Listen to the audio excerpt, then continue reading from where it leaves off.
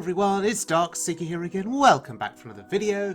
So, a few weeks ago I played Martin Boo's Jade Shudderwock Shaman. I had so much fun with the Jade mechanic that I started searching for other Jade Shudderwock Shaman decks. And then I came across this deck. It's McMitta's Jade Lotus deck. And you've got the quest, you've got the Shudderwock, you've got the Jade synergy. But there are some other very interesting inclusions in this deck. Cards that I've not played competitively on Wild Mode in God knows how long. So Witch's Apprentice is in this deck. What else is interesting? Blubber Baron. I don't think I've ever played that card in any deck, casual or ladder based. Zentimo. I like Zentimo in this deck. Good synergy with Hex and Jade Lightning. If you look at the Jade package, you have Jade Claws, that makes sense. But you then have Jade Spirit, which I think is quite slow. You've also got Jade Chieftan, interesting choice, and Aya. You don't often see Aya played at all anymore in any of the Jade-centric decks. Then there's the Emperor, which I find fascinating, looking for that discount value. And on top of that, you have one of my favourite cards in all of Hearthstone, Archivist Elysiana, who costs 8. So if you do complete your quest and you get your nice new shiny hero power, you can double Elysiana's battle price. I think that's beautiful.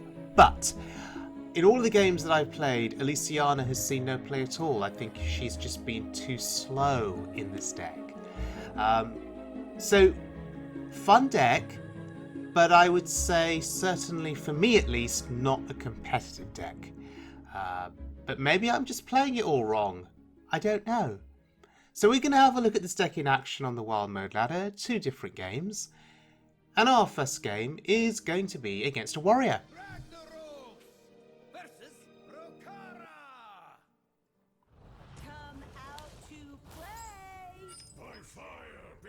Alright. So the question to ask yourself is, what kind of warrior is it?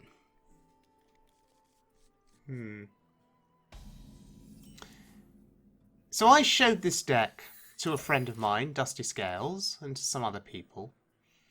And I think their reaction was one of slight shock. And I think they saw the positive side of this deck. And that is that it's fun. It's not necessarily efficient. There are better Shudderwock decks out there. There are better Jade Shudderwock decks out there.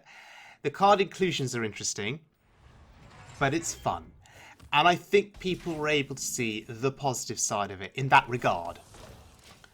One glaring exclusion from this deck is the Flurgl Toxfin combo, which is just game winning in certain circumstances. And I won't tell you how many games I've played with this deck until I got to this game here. But let's just put it like this. I was at Diamond Rank 2 before I played this deck. Look at my rank. I'm now Diamond Rank 4. So I think that tells you that I have not had much luck at all with this deck up to this point. But I've really enjoyed playing it. I've been having a blast playing this deck, honestly, which is why I've stuck with it. And it made me realise that winning isn't everything in Hearthstone. I really have stopped caring about wins. In the last couple of years, I've been more than happy to lose games as long as I'm having fun. And that's my mindset now. This is not what we stood for. I like to play a variety of decks, so I don't become... what am I looking for here? So I don't become too fixated on any one deck or deck type. So whilst I do publish a lot of Shudderwock stuff, I do play some other stuff too. Variety for me is so important. And just having an easygoing attitude, not caring about winning games. I find that attitude helps a lot. Oh, hello. That could have gone badly. Thank goodness our Shudderwock is safe. But yes, by caring less about winning, it's made Hearthstone so much more enjoyable for me. Because I become less tilted by bad RNG, by my opponent having all the luck in the world and me not having any luck. I become less tilted. So, let's see if Bogspine Knuckles can do anything here. Ooh, that's a pretty juicy board. Pretty interesting. This is actually quite a threatening board due to one card, and it's not the Life Weaver. It is Rakara that is sitting on that board. Let's see. Our opponent needs to deal with this board and deal with it fast. Meanwhile, the Blubber Baron is sitting in my hand and doing nothing. And I love this hero. I love the emotes. Such a cool hero.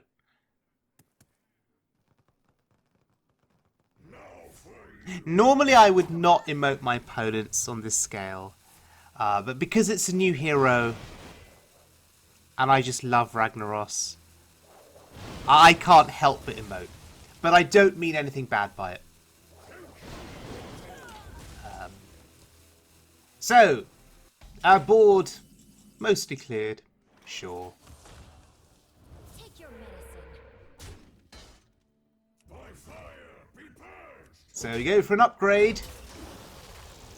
That's a bit rubbish. That really is rubbish. And look, our Shudderwock can't be played. It costs 11. So look, we actually got a little bit of value on the Blubber Baron. Who would have thought it? Who would have thought it? It's a 5/5.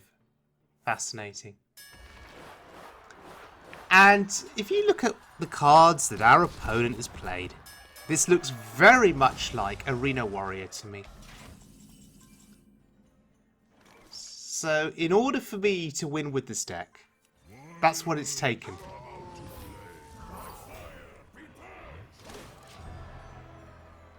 For us to have a chance of winning, we need to face Arena Warrior.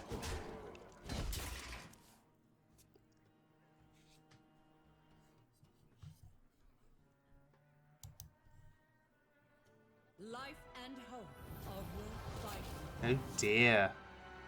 Alex Straza. Ooh, we get a minion. Oh, it's a taunt.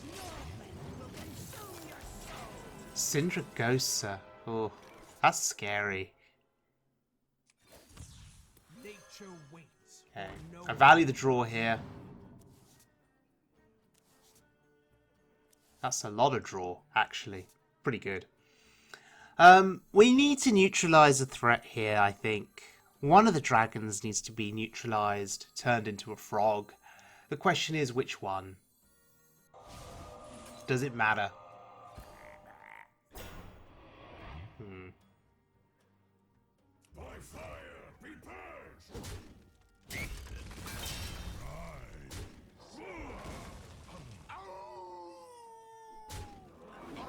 Yeah, I didn't feel comfortable leaving 2 8/8s up on the board, or even 1 8/8 up on the board. I just didn't feel comfortable with that.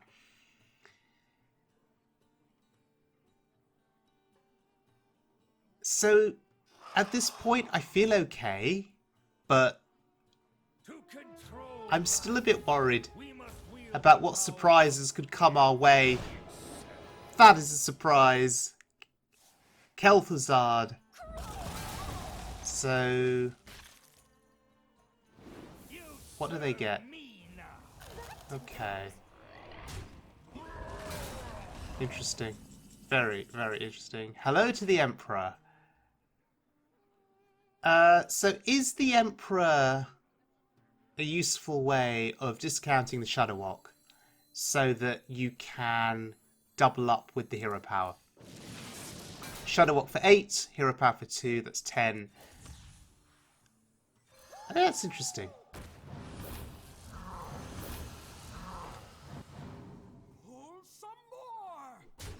I guess the benefit of that is the rest of your hand gets discounted as well. But I don't know, it just doesn't feel right in this deck, the Emperor. And please remember, I am looking at this from a fun perspective. I am not critically analysing this deck in a way that you would normally do when assessing something for ladder play or real competitive play.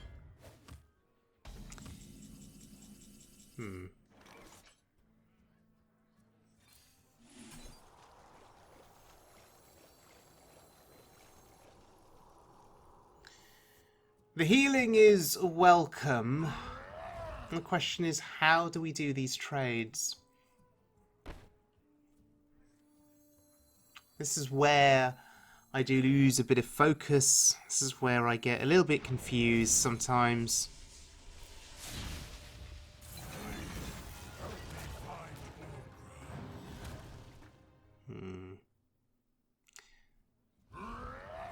Am I leaving that 5/6 on the board? I guess I am.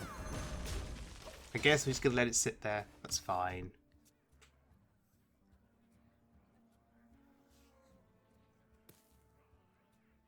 And are we ever going to get value from Elysiana in any of our games? I don't think so.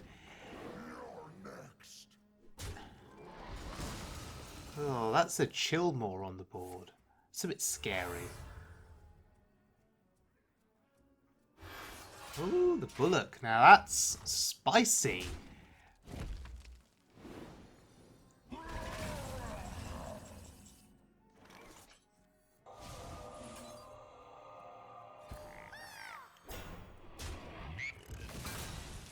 Alright. We are growing this Jade Golem army slowly but surely. I am surprised that I've been allowed to get to this point intact. But then we are facing a Rito Warrior. Getting face. Yeah. Look at this warrior being all aggressive.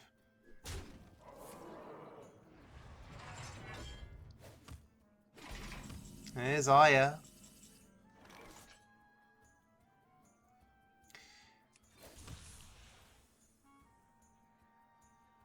So we're going to really get some big golems here. However, how do we want to trade? I think is the question.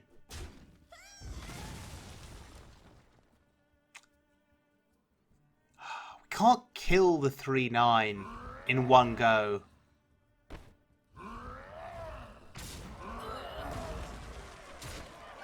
That's fine.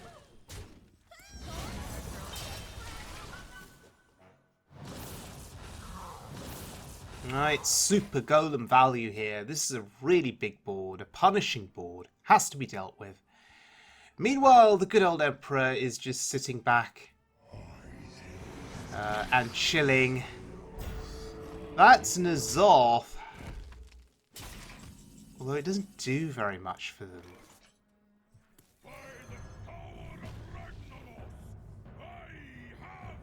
And we're going to show off our Emperor, which actually is going to discount the Shudderwock. And so next turn, we can double the Shudderwock battle cry with the hero power.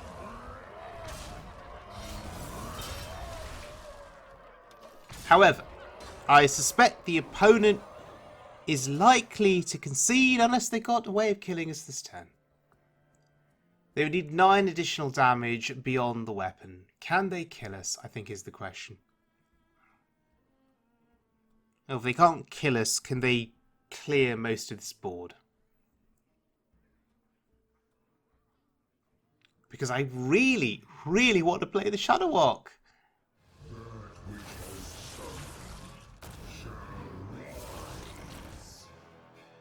Okay, that does nothing for them. Doesn't protect them. Please, please, let me... Oh, okay. They didn't want me to have my fun.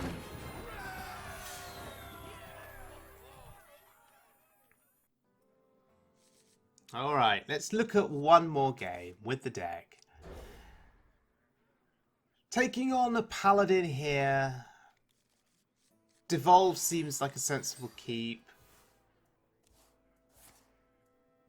Okay, Christology. I've been facing some odd paladins recently. This is obviously not odd paladin.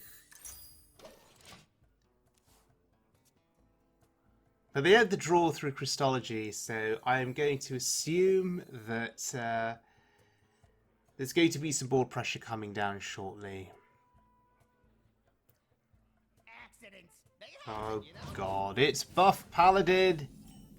And, oh, things seem to have frozen slightly for me.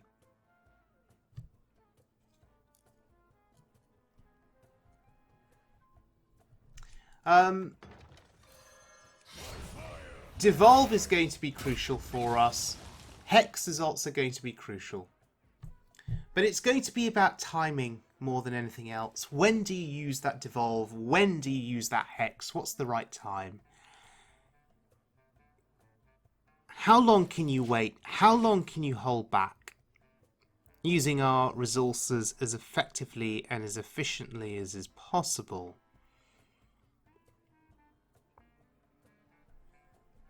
Oh god. That is bloody scary. 2 Devolves in hand. Well, maybe we just use 1 now then. Can't kill that. That's annoying.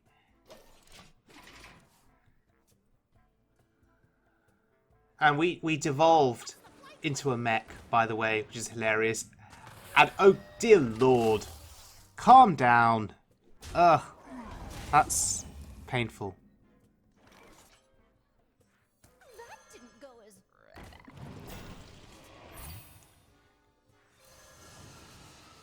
Okay. So we have a little tiny taunt on the board that may not protect us for much. Now they saw a Devolve. And so they're probably feeling relatively safe. Okay, I'll take this board. Absolutely take this board.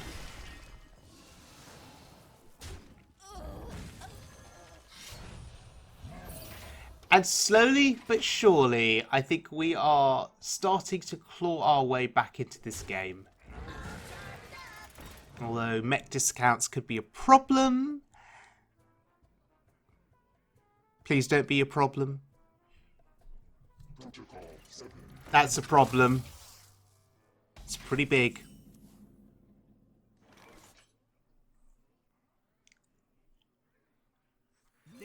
Alright, what can we get? We get Hex. But we can't play it this turn. It's a shame. With the coin, we'd have had 3 mana available to us. So is that 7 attack going face? Oh, it's not 7 anymore. It's 12. Oh dear. Oh no. Make that 15 attack. Jeez, that's a lot of damage. Well, they can say goodbye. And I think, at this point, it's just game over, right?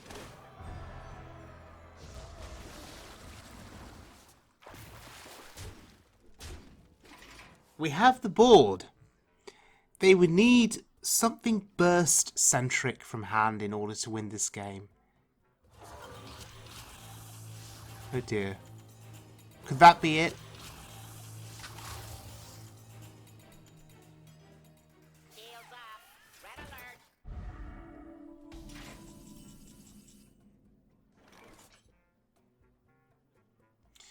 So part of me wants to prolong this game. part of me just wants to take it easy and try and see this game through to a final conclusion.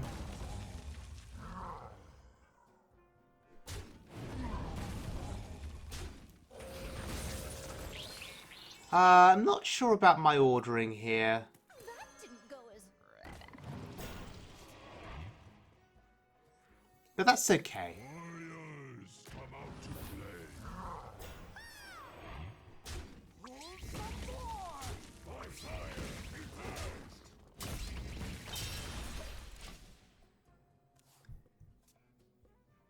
So we've got 2 taunts in the way.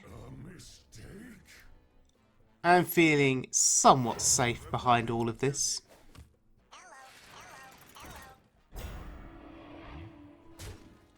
Oh wow. They just concede. Unbelievable.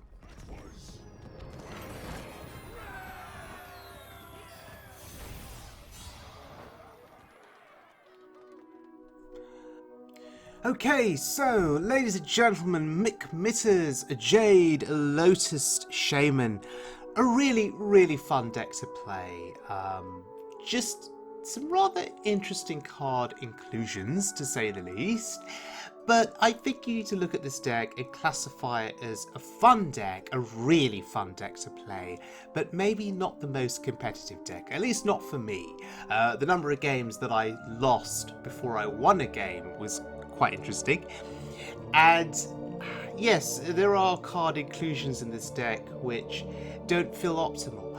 However, it's worth noting that the deck author may not have access to a full collection. I've mentioned previously in the video that Flurgl Toxfin is missing, and that's a really important combo, but it could be the deck author simply did not have access to those cards and have to make do with the cards that you've got, so I can absolutely appreciate that. But a word of warning to anyone that is watching this video and is aiming to play the deck. There is a new expansion on the horizon, so I would avoid crafting new cards now until the expansion hits. See what the expansion has to offer. So save your dust is what I'm saying. And on top of that, remember, please, this is a fun deck. If you think this deck is going to get you to legend rank, you may want to think again. So view it as fun. Don't necessarily view it as competitive, although I could be wrong. I could just be playing this deck incorrectly. Maybe the deck author, maybe other people who have played this deck have had more success with it. But anyway, if you have any more ideas or deck codes pertaining to Jade Shudderwock Shaman, please leave those deck codes in the comments section below, because I am always interested in playing more Jade-centric decks, and if the Shudderwock is involved, even better. So, thank you for your time spent watching this video, and I will see you all again very soon for more Wild Mode fun, but until then, please stay safe, please look after yourselves, and please be good to one another.